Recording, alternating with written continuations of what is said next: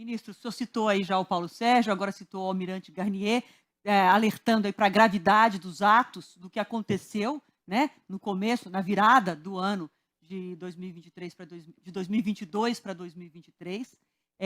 Entendo que o senhor considera fatos muito graves e que cabem, nesse caso, punições muito severas. E essa investigação se dá dentro da investigação do 8 de janeiro, que não tem tanto tempo, afinal, é uma investigação muito envolvendo muitas pessoas e fatos muito graves. Mas, por outro lado, ministro, falando ainda da regulação das Big Techs, o inquérito das milícias digitais, por outro lado, é um inquérito que já se arrasta há bastante tempo e tem sido criticado por seu inquérito de 1000 dias. Já passou de 1000 dias, já foi prorrogado até setembro desse ano. Então, um inquérito que se prolonga muito.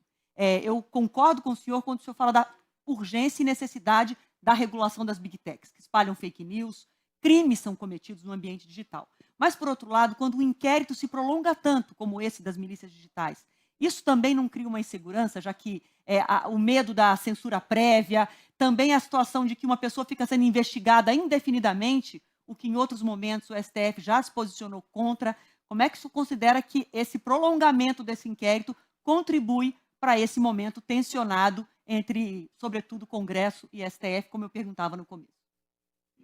Primeiro, eu acho que a gente tem que destacar que talvez nós não estivéssemos conversando aqui, ou não estivéssemos com essa liberdade toda, não fora esse chamado inquérito das fake news.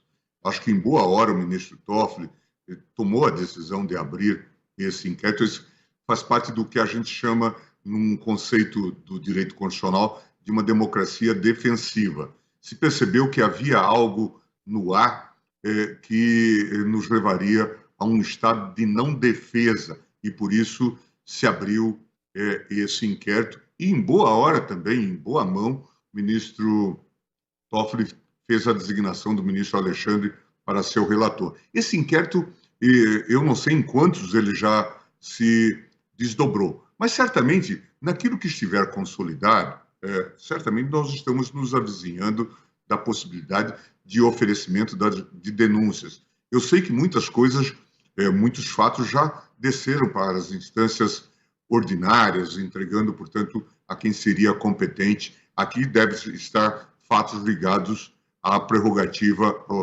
de foro. Então, eu imagino que nós estamos avançando nessas investigações. Recentemente, vocês viram esses episódios a que me referi daquela reunião, que faz parte das investigações ligadas ao 8 de janeiro. Toda aquela reunião, o presidente, o general Heleno, o próprio general Paulo Sérgio e outros falando, o próprio general Braga. Em suma, as investigações estão em andamento.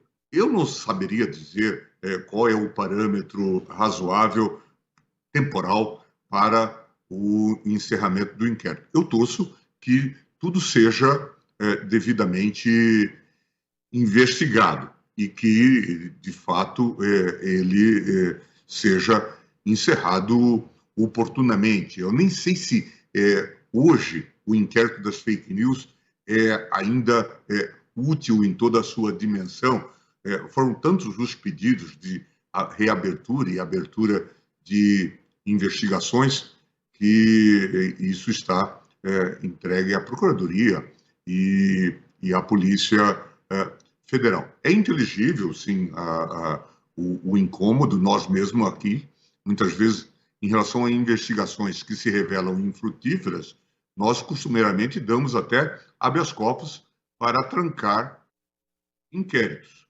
Sim, às vezes inquéritos de 1, 2 anos, né? Já são Isso, trancados pelo Supremo. Não, às vezes mais, às vezes mais.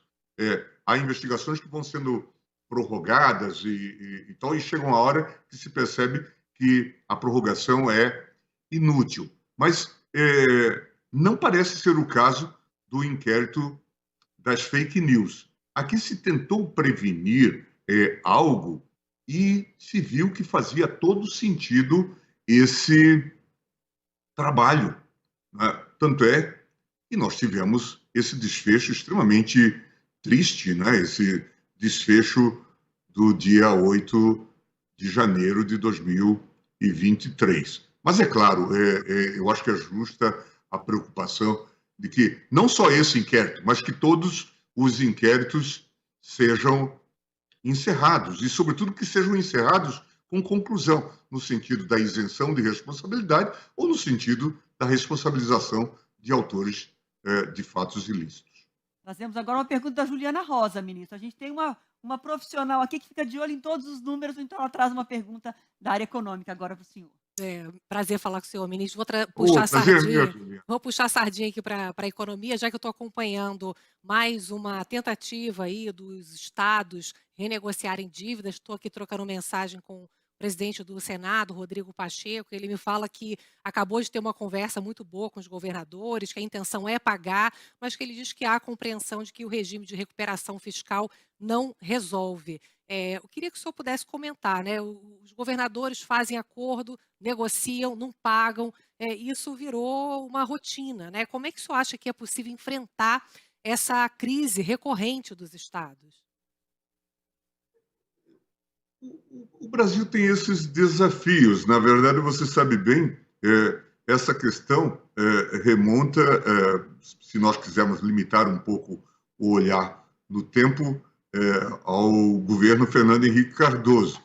Depois que há o controle da inflação, a União assume a dívida dos estados, né, e faz uma negociação, até porque uma boa parte das dívidas, então, estava com calibragem de juros as mais diversas, até com modelos do overnight e tudo mais. Então, se tenta ter uma negociação que desse equilíbrio e que permitisse aos estados cumprir os seus deveres. Nós nos lembramos, e isso já faz algum tempo, vocês algumas não eram nem nascidas, mas a gente sabe que alguns estados não conseguiam pagar ou atrasavam salários de seus servidores. Era um quadro bastante desorganizado. Então, a gente teve essa negociação, depois se passou a reclamar muito dos juros,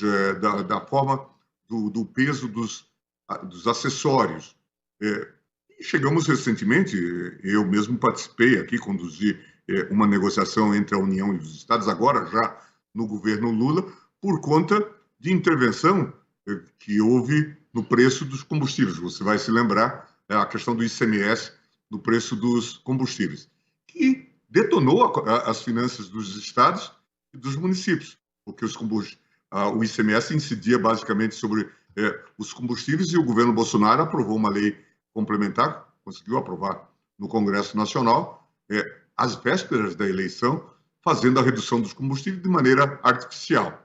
Estados e municípios tiveram que enfrentar essa questão. Recentemente, nós, então, conseguimos celebrar um acordo e o Congresso aprovou lei nesse sentido, referendando esse problema, referendando a solução que nós demos a esse problema. Eu não sei avaliar, obviamente, qual é o quadro atual dos estados. Eu sei que há negociações, inclusive com uma exigência de contraparte do governo federal, no sentido de que os estados beneficiários invistam em determinadas áreas ou setores, portanto, que procure aumentar o investimento público, que, como nós sabemos, no Brasil é baixo. Eu espero que essa conta seja bem feita e que a solução permita a todos cumprir os seus deveres, que são muitos, não é, no que diz respeito